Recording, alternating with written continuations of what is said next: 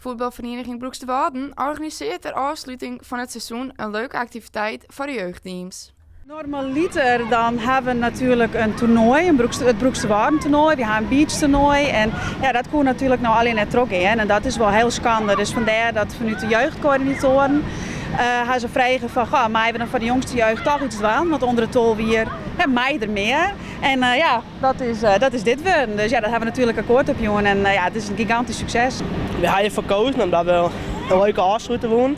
En de band gaat zich het heel hier inzetten, dus dan maakt ik wel het kastje. Het voetbalseizoen rond het hier krijgt wat oors door het coronavirus.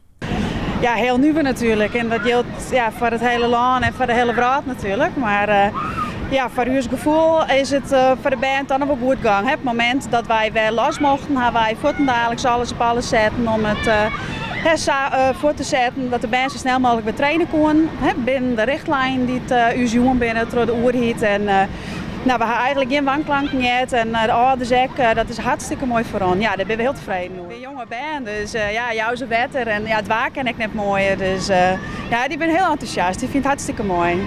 En wat vindt je zo leuk hoor? Nou, als we dan steeds naar het bad kunnen, want dat vind ik super leuk.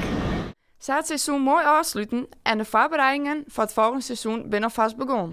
De spelers kunnen direct nog steeds aanmelden, dat komt heel intro. Ze kunnen mij zich gewoon aanmelden, dat kan via de website. Dan kun je een keuze maken af van Broekse Boys, af van de Waarden en dan melden ze zich gewoon van de jeugd.